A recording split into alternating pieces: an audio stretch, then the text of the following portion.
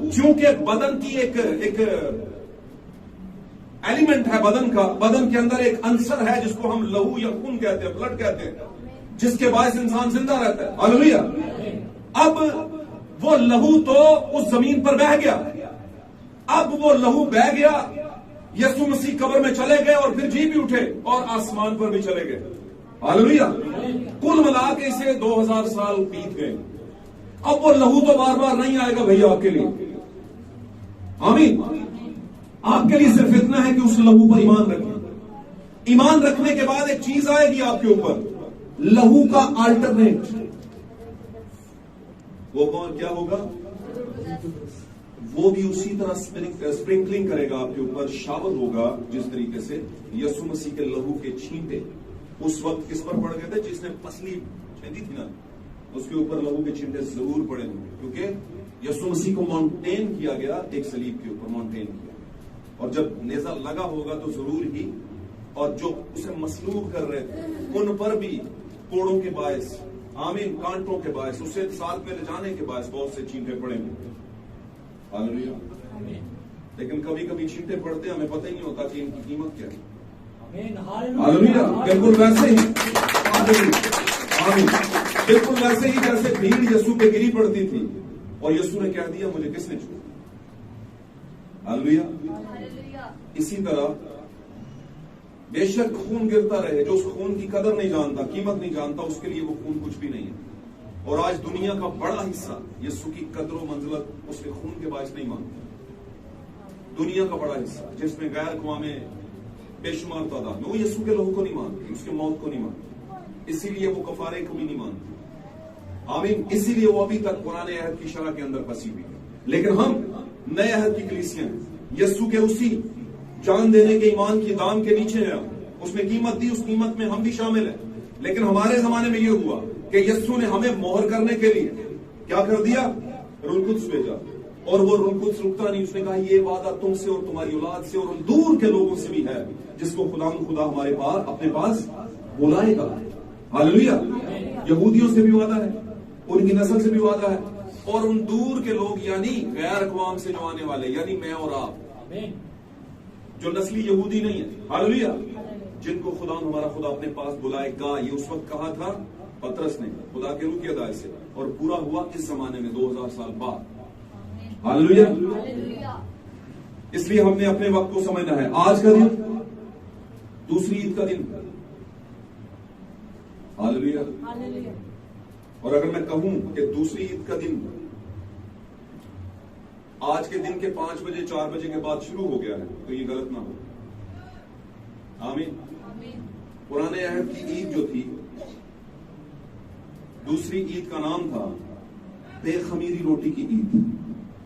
कौन सी? बेखमीरी रोटी की ईद। आज की इसी शाम के अंदर, इसी वक्त के अंदर, ये सूरज उस जमाने में भी इतना ही चढ़ता था और इसी टाइम पर गुरूब होता था 2000 साल पहले। हालेलुया। और ये सूरज जमाने इब्तदा से इस बात का गवाह है कि मुझसे बड़ा सूरज भी एक जमाने में यहां पर मसलूब हुआ। हालेलुया। और जब वो मसलूब हुआ था तो मैंने अपने आप को छुपा लिया था, मैं उसे देख नहीं सका, क्योंकि मेरी किरणें उसके सामने कुछ भी नहीं है। वो सूरज आफ्ताबे सदाकत है। इसलिए जब उसे मारा जा रहा था, वो जब मरने को था, जब उसने पानी मांगा होगा, आमीन, पाक कलाम में लिखा है, नविश्तों के अंदर पुराने अहदनामे में मुकद्दस दाऊद फरमाते हैं, मेरी जुबान मेरे तालू से चिपक गई, इतनी अजियत में थे। हालेलुया। जैसे एक बर्रे को आपने देखा होगा, किसी बकरे या भेड़ के बच्चे को जब उसे ज़बह किया होगा तो उसकी जुबान जो है तालू से लगी होती है, इतनी अजियत में, सर से खून बह रहा था, कांटे, उसकी पुष्ट के ऊपर रिगारियां, लिखा है हलवारों ने जैसे हल चलाया हुआ है। इतनी तकलीफ, बदन का कोई हिस्सा सलामत नहीं है। हालेलुया। किसके लिए? ये एक बाप के अलावा और कोई नहीं कर सकता। एक बाप ही है जो अपनी औलाद के लिए, अपनी नस्ल के लिए करता है। याद रखिए। हालेलुया। हम इसे अपनी जिंदगी में अहम ही समझते हैं, अहम ही नहीं, बहुत अजीम बात। दुनिया की किसी कौम, कबीले, उम्मत, नस्ल के अंदर ये फैसिलिटी हासिल नहीं, उनको ये शरफ हासिल, मैं कहता हूं हमें शरफ हासिल है। आमीन। हम नवाजे हुए हैं। आमीन। हम नवाजे हुए हैं। कौन से मन के बायस? यीशु मसीह जो मन है हम पर बरसा हुआ है। हालेलुया। हम पर नवाजिश हुई है और उसने अपनी जान दे दी अपनी सलीब के ऊपर। हालेलुया।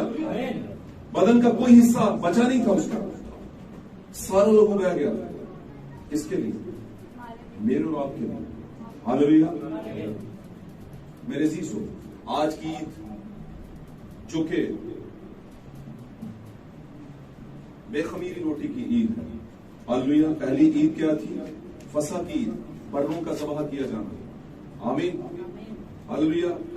वो पूरी कैसे हुई? यीशु मसीह ने कहा आपसे मेरी याद में यही किया करना, मैं कुर्बान हूंगा, मैं फसह का बर्रा हूं। हालेलुया। और हमने कल वो मनाई। आमीन। आज के दिन में वो कुर्बान होकर कब्र में चला गया। हालेलुया। इसलिए आज दूसरी ईद शुरू हो गई हमारी, और आज की ईद है बेखमीरी रोटी, जिसमें खमीर लगाना हो। आमीन। निकालिएगा मेरे साथ एक हवाला। Praise Lord. हालेलुया। यीशु के नाम।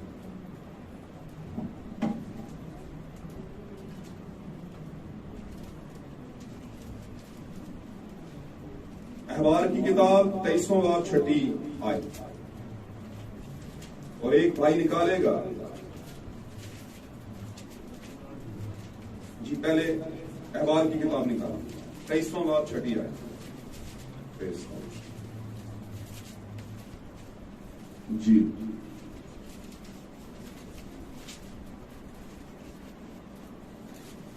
जल्दी निकालेंगे, जल्दी जरा अच्छा रहेगा। आज हम सीख रहे हैं दूसरी ईद के मुतालिक, यानी बेखमीरी रोटी की ईद के मुतालिक। जी अहबार 23वां बाब 6 आयत। और उसी महीने की 15वीं तारीख को जी खुदा के लिए ईद फितर हो, हाँ जी, ईद फतीर हो, उसमें तुम 7 दिन तक बेखमीरी रोटी खाना। उसमें तुम 7 दिन तक क्या खाना? बेखमीरी रोटी खाना। जी। पहले दिन तुम्हारा मुकद्दस मजमा हो जी। उसमें तुम कोई खादमाना काम ना करना। जी। और 7वें दिन तक तुम खुदा के हुजूर आतिशीन कुर्बानी गुजराना। ठीक है। और 7वें दिन फिर मुकद्दस मजमा हो। जी। उस रोज तुम कोई खादमाना काम ना करना। जी। और खुदावंद ने मूसा से कहा, बनी इसराइल से कह कि जब तुम उस मुल्क में जाओ, उस मुल्क में जो तुमको देता हूँ, ऊंचा पढ़िएगा, उस मुल्क में जो मैं तुमको देता हूँ दाखिल हो जाओ, उसकी फसल काटो तो अपनी फसल के पहले फलों का एक बस। आमीन आमीन आमीन आमीन आमीन। मैंने बस वो एक आयत कहा था। ओके, अब ये जो ईद है बेखमीरी रोटी की ईद, पुराने अहदनामे के अंदर पुराने अहदनामे की ईमानदारों को दी, और इस ईद की पूरी जो नतीजा, जो हमें मुकम्मल तस्वीर नजर आती है, ये ईद हमें पूरी कहां पर नजर आती है? यीशु मसीह के बदन के जरिए से। यीशु मसीह के बदन को खमीर ना लगने का मतलब, आटे को खमीर ना लगाना, आमीन, ये जाहिर करता है यीशु मसीह के बदन को कोई खमीर नहीं लगा। यीशु मसीह का बदन ऐसी हालत में गया जिसको कब्र की हालत कहते हैं। हालेलुया। और उसको खमीर ना लगा क्योंकि ज़बूर की किताब में दाऊद फरमाता है कि उसके बदन के सड़ने की नौबत नहीं पहुंची। उसने मेरे बदन के सड़ने की नौबत नहीं पहुंचने दी, क्योंकि वो पेशन गोई कर रहा था यीशु मसीह की नबूवती तौर पर। आमीन। और अभी हमने ईमाल की किताब में इस बात की तस्दीक की है, आज का जो हमारा मरकजी हवाला था। हालेलुया। क्योंकि लिखा है कि उसके बदन को, उसके मकदस के सड़ने की नौबत नहीं पहुंचेगी। और मकदस कहते हैं बदन को, और मसीह का बदन तशबीह है ताजा गुंदे हुए आटे की। आमीन। और यीशु मसीह ताजा गुंदा हुआ आटा है। हालेलुया। और उसमें से जो पेड़ा लिया जाता है वो पहला मुकद्दस पेड़ा किया गया। आमीन। हमारे लिए, मेरे और आपके लिए, हर हफ्ते के अंदर जब हम कलाम को सुनते हैं, हालेलुया, तो वो हमें दिया जाता है। मेरे अजीजों, यीशु मसीह के बदन को खमीर नहीं लगा, और यीशु मसीह जब जी उठे तो ये इस बात का ऐलान था कि मेरे बदन को खमीर नहीं लगा, मेरा जो बदन है जब मुझे दफना दिया गया तो उसमें कीड़े नहीं लगे। हालेलुया, सड़ा नहीं है। क्योंकि आमतौर पर एक इंसान को जब दफन कर दिया जाता है मरने के बाद, तो उसके बदन के गलने और सड़ने का अमल शुरू हो जाता है। हालेलुया। लेकिन यीशु मसीह के बदन को खुदा ने यानी रूह ने गलने सड़ने नहीं दिया। आमीन। जो ही नीचे मुनादी का काम शुरू हुआ, आप जानते हैं कि यीशु मसीह जब कब्र में चले गए, आमीन, यीशु मसीह का बदन जब कब्र में चला गया, सॉरी, यीशु मसीह का बदन जब कब्र में चला गया, तो बदन को दफन करने के लिए तो थोड़ा सा वक्त चाहिए था, लेकिन यीशु मसीह की रूह उसी टाइम पर सलीब पर जब जान दे दी थी, तो वो जमीन के नीचे के इलाके में जा चुकी हुई थी। हालेलुया। क्योंकि बदन और रूह अलग अलग हो गए थे। जब कोई मर जाता है तो उसकी रूह अलग हो जाती है। हालेलुया। वो रूह निकलकर जमीन के नीचे के इलाके में गई और 3 दिन तक, आमीन, क्या हुआ? मुनादी करते रहे नीचे। 3 दिन मुनादी भी की और रूहों को भी आजाद करवाया। फिर दोस्त नीचे के पाताल के अंदर जो 2 हिस्से बने हुए थे, एक बुरों के लिए और एक अच्छों के लिए, आमीन, और अच्छों में मुनादी की जरूरत नहीं, बुरों में मुनादी की जरूरत थी। हालेलुया। और ये मुनादी कौन सी थी? गवाही वाली मुनादी। ये मुनादी तौबा वाली नहीं थी, क्योंकि मरने के बाद तौबा नहीं हो सकती। ये गवाही देने गए थे कि जिसके मुतालिक नबियों ने कहा वो मैं ही हूं, जिसके मुतालिक बनी इस्राइल को कहा गया ईमान की हालत में कि एक वादे का मसीहा आने वाला है, वो मैं ही हूं। हालेलुया। और ये गवाही देने गए थे सिर्फ। हालेलुया। लेकिन नस्ल इब्राहिम को आजाद करवाने गए थे। तो मेरे अजीजों, यीशु के बदन को सड़ने की नौबत ना पहुंची। तीसरे दिन फिर यीशु मसीह का बदन जो है उसमें रूह आई, और वो रूह, वो बदन क्या हो गया? जी उठा। लेकिन अब के जो बदन जी उठा था, हालेलुया, ये फर्क तरह का बदन था, अबदियत में जाने वाला बदन, जिसमें मौत नहीं आती। हालेलुया। और इसमें एक खास बात, ये सबको नजर नहीं आता, ये जो उसके हैं सिर्फ उन्हीं को नजर आता है। हालेलुया। जो ईमानदार है सिर्फ उन्हीं को नजर आता है। हालेलुया। किसी शख्स ने कहा था कि कौन कहता है कि खुदा नजर नहीं आता? वही तो नजर आता है जब कुछ नजर नहीं आता।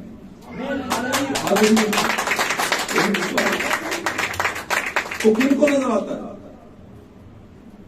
जो उसे समझते हैं, महसूस करते हैं, उसके साथ वक्त गुजारते हैं, उन्हें नजर आता है और महसूस भी होता है। हालेलुया।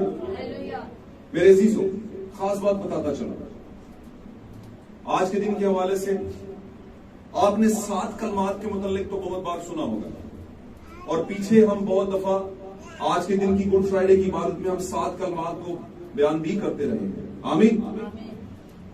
7 कलमात बहुत अच्छी बात है, बुरी बात नहीं है, लेकिन हमने ये भी याद रखना है कि इसके साथ साथ दूसरी चीजों को भी उस वक्त के अंदर जो वाकया हुई उनको भी हमने देखना है, उन पर भी गौर करनी है। हालेलुया। तो आज हम 7 कलमात पर बात नहीं करेंगे। आज छोटी सी बात सिर्फ आपको बताने के लिए, वक्त नहीं लूंगा, 7 जख्मों पर बात करेंगे। आमीन। मसीह के 7 जख्म। आमीन। 7 कलमात को हमने बहुत बार सुना, लेकिन 7 जख्मों पे बात करें। मेरे अजीजों, यीशु मसीह के कमर के ऊपर सबसे पहले जख्मों का आगाज हुआ। आमीन। यीशु मसीह की कमर के ऊपर जो पीछे का पुष्ट, जिसे मैं कहता हूं, हम कहते हैं पीछे का हिस्सा, पुष्ट का हिस्सा, वहां से आगाज हुआ कोड़े लगने का। आमीन। और नबी बयान करता है कि ऐसे कोड़े थे, इस तरह के थे लगे वहां पे, कि जैसे किसी ने खेत के अंदर हल चलाया। और आपको पता है, हल जब चलता है तो नीचे तक चलता है, छोड़ता नहीं है कोई जमीन के किसी उस हिस्से को, नीचे तक खोदता चला जाता है। हालेलुया। और सोचे, जब एक इंसानी फ्लैशली बदन के ऊपर वो कोड़े लग रहे हैं जो मांस को खींच रहे हैं, वापस उधेड़ रहे हैं, आमीन, कितनी तकलीफ हुई होगी।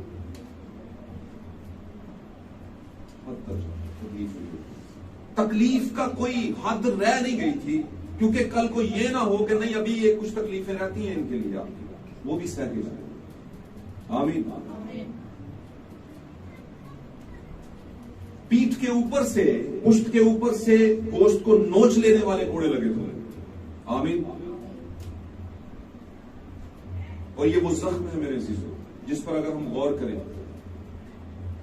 तो अगर यही जख्म पुराने अहदनामे के अंदर बड़ी से बड़ी सजाओं के अंदर भी, आमीन, इस सजा को बड़ा सख्त माना जाता था कि कोड़े लगना, कोड़े लगा के छोड़े नहीं गए, क्योंकि खुदा नहीं चाहता था कि इसको कोड़े लगे और इसको छोड़ दिया जाए। आमीन। बीच में कुछ सलाह हुई कि मैं इसे कोड़े लगवा के छोड़े देता हूं, लेकिन खुदा नहीं चाहता था, बाप नहीं चाहता था कि ये जो बर्रा ज़बा हो ये यहीं से वापस आ जाए, ये सलीब तक जाएगा। हालेलुया। उसके बाद वक्त आगे बढ़ा, वो उसे मारते जा रहे थे, मारते जा रहे थे, और आगे चल के कांटों का ताज उसके सर पर रखा गया। दूसरा जख्म। Hallelujah, hallelujah. सर, आपको पता है, सरदारी की अलामत है। हालेलुया। और सर पर से खून बहना हमारी सरदारी को जख्मी किया जाने के बराबर है। जो हमारा पालनहार होता है, जिसको हम कहते हैं ओवरऑल सब कुछ हमारा वही होता है, अगर उसी को मारा जाए, तकलीफ दी जाए, वहां से खून बहाया जाए, आमीन, और ऐसे जख्म दिए जाए, ऐसे नहीं था कि चुभो के कांटे निकाल लिए, नहीं, बस लग गए बीच में, और जब तक लगे हुए थे खून रुकता नहीं था, बहता जा रहा था। हालेलुया। यीशु मसीह के सर पे जख्म लगे। हालेलुया। दूसरा ये जख्म, उसके बाद सीधे हाथ और बाएं हाथ पर, दाएं हाथ पर और बाएं हाथ पर कील लगाए गए। दाएं हाथ की अगर मैं बात करूं तो दायां हाथ इख्तियार की अलामत है, आमीन, और दाएं हाथ की बरकत, आमीन, बड़ी आला बरकत है। और ये दाएं हाथ की बरकत को हमेशा कभी ना भूलिएगा, हमेशा छोटे की तरफ गई है, बड़े की तरफ नहीं है। बाइबल याकूब छोटा था, ईसाऊ बड़ा था, लेकिन बरकत किसे मिली? आमीन। यूसुफ जो कि मिस्र का हाकिम भी बना रहा, उसके भी 2 बेटे थे, बरकत किसकी तरफ गई? क्रॉस बन गया वहां पे। उनके बाप ने, याकूब ने अपने हाथों को ऐसे कर दिया, उसने सीधे हाथ पर बड़े बेटे को खड़ा किया था और दाएं हाथ पर, उल्टे हाथ पर किसको खड़ा किया था? छोटे बेटे। आमीन। लेकिन वहां पर याकूब जो कि इनका बाप था, उसने अपने हाथ इस तरह कर लिए, और यूसुफ ने कहा है मेरे बाप ये ना कर, ये तो बड़ा है, इसको दाने हाथ की बरकत दे, इसको दूनी बरकत दे। उसने कहा नहीं, ये खुदा ने कहा है, अब ऐसे ही होगा। तो बरकत किसकी तरफ चली गई? छोटे की तरफ। नहीं, यूसुफ नहीं, मैं यूसुफ के बेटों की बात कर रहा हूं। आमीन। हाँ जी, इफ्राइम और उनसे। आमीन। आगे चलते हैं, नए अहदनामे में देखते हैं, एक बड़ा बेटा है, छोटा कहता सब कुछ दे दे मैं निकलूं। आमीन। सारा लुट लुटा के वापस आया, मुख्तसरन बयान करता हूं। बाप ने गले लगाया, बड़े बेटे ने क्या किया? शिकवा किया। उसने कहा मैं तेरी इतनी खिदमत करता रहा, ये बकरे और बर्रे मेरे लिए ज़बा तो नहीं हुए। उसने कहा तेरा भाई बिछड़ गया था, वापस आ गया, ये मर गया था, अब जी उठा। हालेलुया। अब पुराने अहदनामे के अंदर हम देखें तो हमसे पहले कौन? बनी इस्राईल। आमीन। जो कि बड़ा है, और नए अहदनामे में बाद में आने वाला। हालेलुया। कौन? छोटा।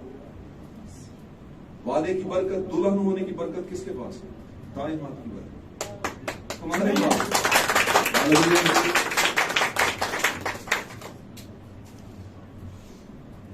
अगर रूहानी एतबार से बात करूं तो यीशु मसीह से बड़ा दुनिया में कोई भी नहीं है। वो सबसे पहले था, इससे पहले कि इब्राहिम था, इससे पहले के अय्यूब था, इससे पहले के सुलेमान था, इससे पहले के आदम था, मैं हूं।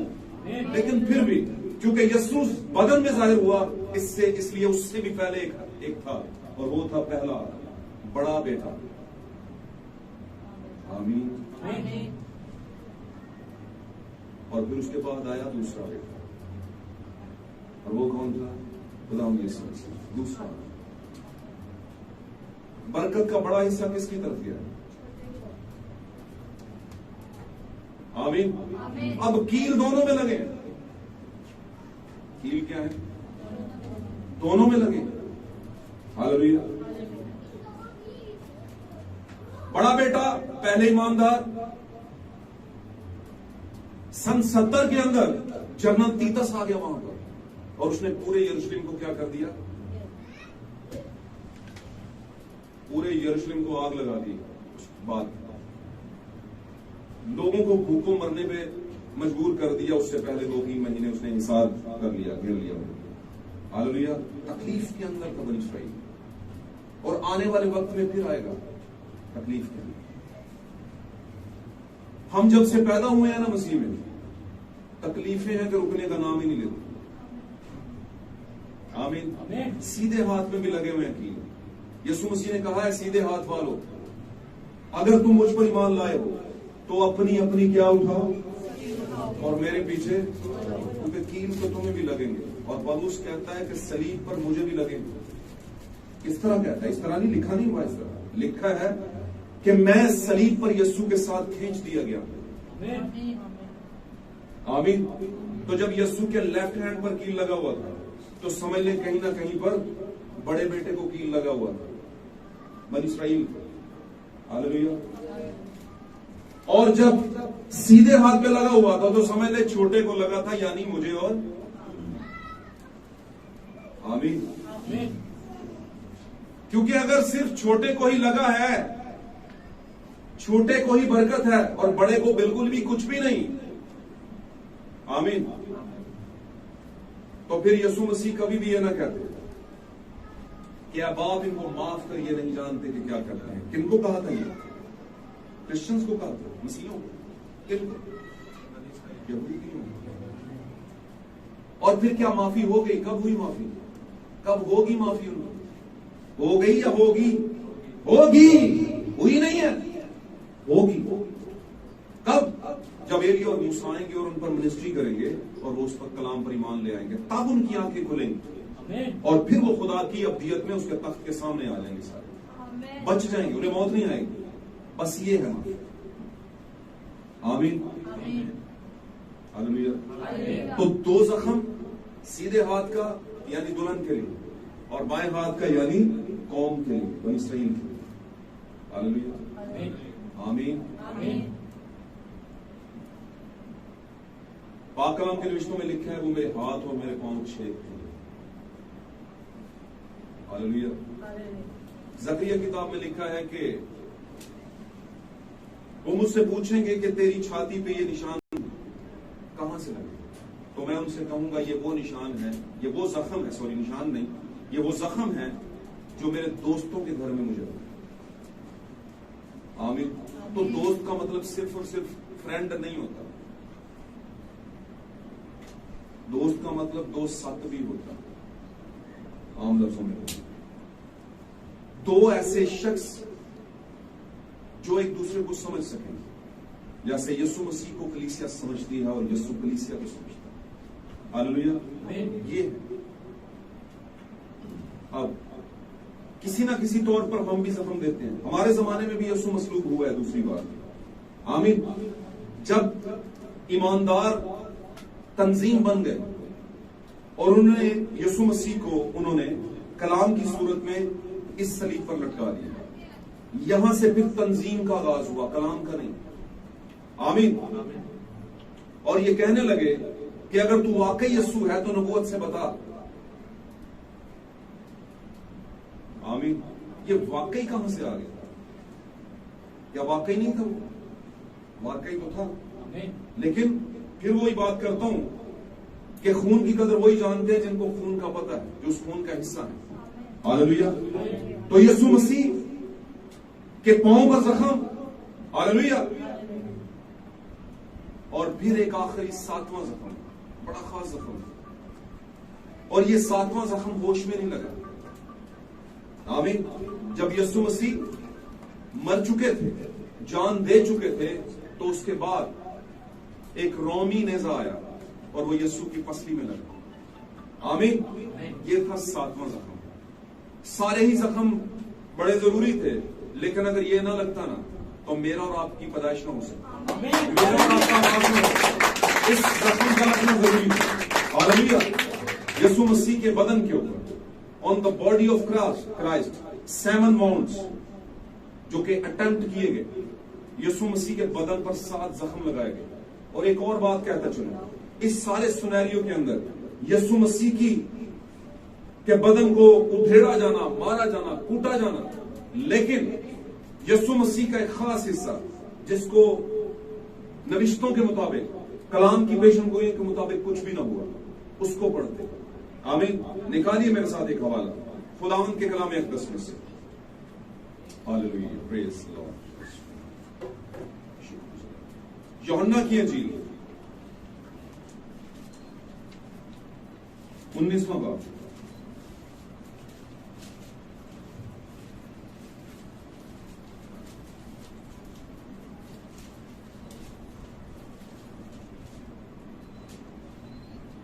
इकतीसवीं आयत,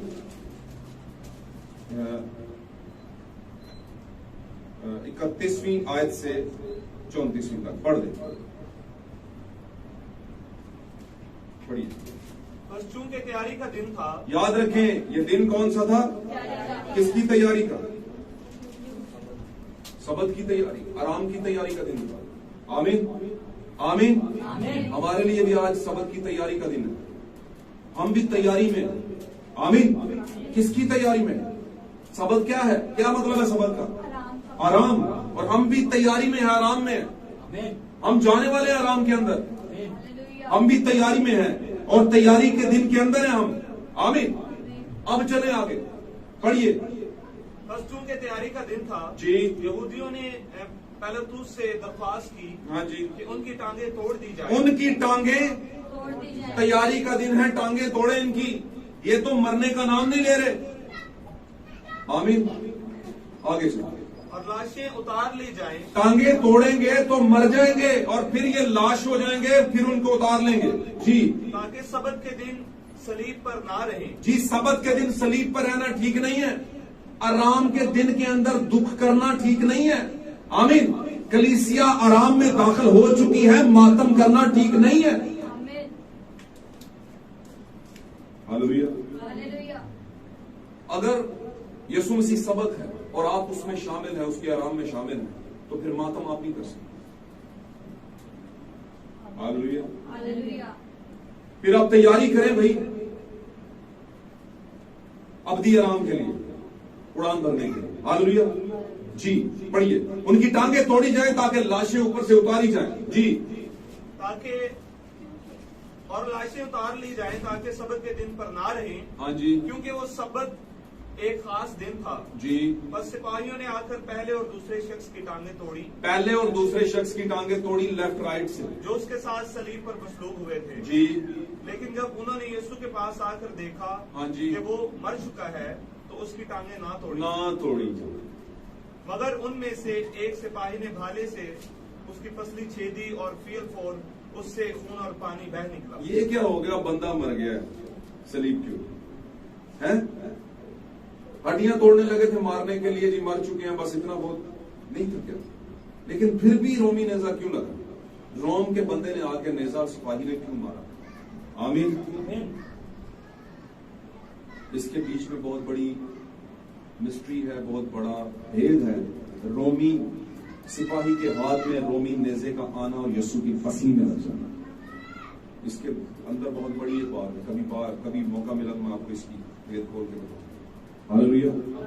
रोमी नेजा लगाने वाले ने उसकी पसली को छेदा, हालांकि वो तो मर भी चुका था, लेकिन फिर भी क्यों?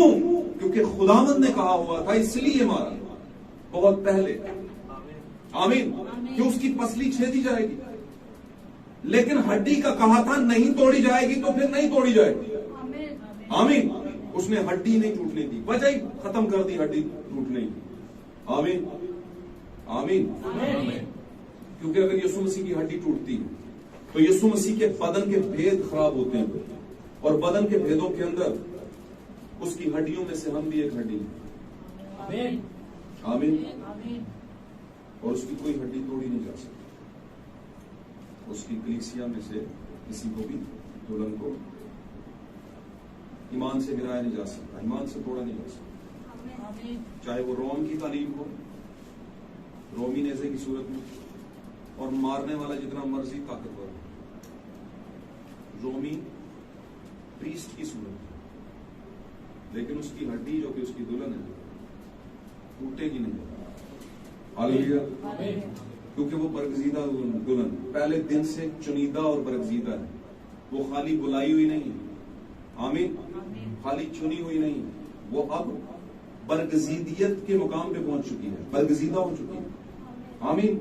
और बरगजीदा जो है वो प्री डेस्टिनेटेड होते हैं, तो उसकी कोई हड्डी तोड़ी। आदम ने कहा था तू, ये तो मेरी हड्डियों में से हड्डी और मेरे गोश्त में से, इसलिए ये क्या कहलाएगी। तो किसी नारी को टूटने नहीं दिया यीशु मसीह खुदा। आमीन। और चूंकि हड्डियां बदन का हिस्सा है, इसलिए उसका बदन चूंकि हम हैं। आमीन। आज यीशु मसीह अपने बदन के जरिए से दुनिया में नजर आता है। जैसे इंसान का गोश्त और बदन हड्डियों की वजह से खड़ा रहता है। हालेलुया। इन बातों को ध्यान में रखिएगा। तो यीशु मसीह के बदन के ऊपर 7 जख्म लगे। आखिरी जख्म बड़ा गहरा था और बड़ा खास था, और उसका आउटपुट क्या हुआ, रिजल्ट क्या निकला उस बदन में से, क्या निकला बाहर, खून और पानी कसरत से निकल आया। खून और पानी ये 2 सिंबल ऐसे हैं, खास ऐसे निशान है, जब कोई जिंदगी दुनिया में आती है तो सबसे पहले पानी दुनिया में आता है, उसके बाद ब्लड यानी जिंदगी दुनिया में आती है। आमीन आमीन। हालेलुया। और बिल्कुल उसी तरह हम जब यीशु के ईमान के अंदर उस पर ईमान लाकर पानी का बपतिस्मा लेते हैं और उसके बाद उसके खून और बदन में शामिल होते हैं, तो हम यीशु की दुल्हन बनते हैं। हमारी पैदाइश बिल्कुल उसी तरह हो जाती है जैसे नेज़े उसकी पसली में से हवा को निकाला गया। आमीन। खोल के उसकी पसलियां, लेकिन कब, जब उस पर बड़ी गहरी नींद थी, बेहोशी थी। इसी तरह यीशु मसीह जब मौत की हालत में चले गए तो उसकी पसली को छेदा गया। आमीन। और उसकी दुल्हन को वहां से निकाला गया पानी और खून के द्वारा।